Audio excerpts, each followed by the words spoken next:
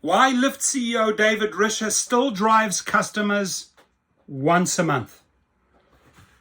Okay, at least you're sort of hanging in there once a month. Doesn't make you a driver, but let's find out, why does he do it once a month?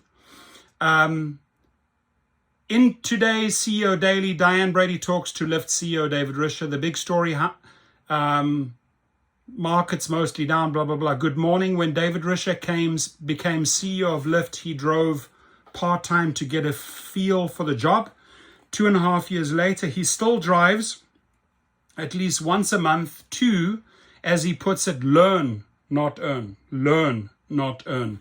In the latest episode of Leadership Next, taped at Fortune's Brainstorm Tech Conference in Deer Valley earlier this month, Risher talked to me and Kristen Stoller about how his part-time gig has shaped policy.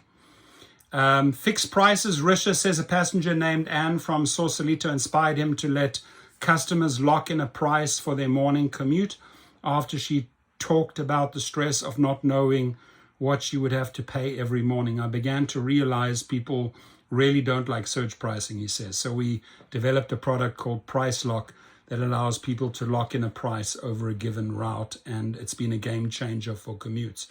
So that's pretty cool that you actually learned that from a customer while driving them, and then you put it into action.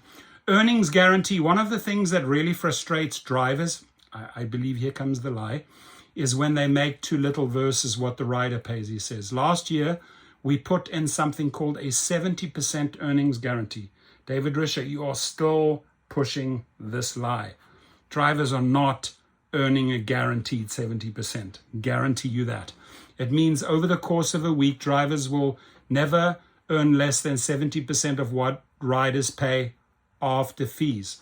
One result, we now have a 19-point advantage over the other guys in terms of driver preference.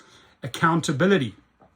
If we want to develop the best possible service product, the highest level service, we have to implicate our drivers. So Risher's team did a deep dive into why some drivers canceled and which customers faced longer wait times, and then they worked to get those numbers down. We've got 25% more riders, and we've gone from losing share to gaining share, he said. Driver's choice. You can say, I only want to drive within this area, right? Because I know that I don't want to go over the bridge, or I know I need to get home by 7 o'clock. You learn to really value those things as a driver.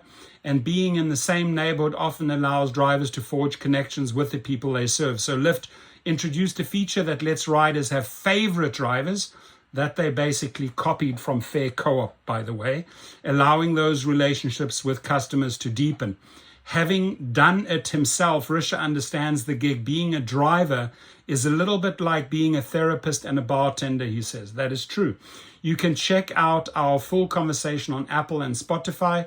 We'll share our video clips across our social channels, and a shout out to our executive producer on site, Lydia Randall, because podcasting, like every other part of journalism, is a team sport. And you can actually email diane.brady@fortune.com. So very good points, very good points. And, you know, even if you took a handful of trips and you learned that, it's basically, like he says, I like this phrase, it's to learn, not to earn. Right, I'm taking these trips once in a while to learn from the riders.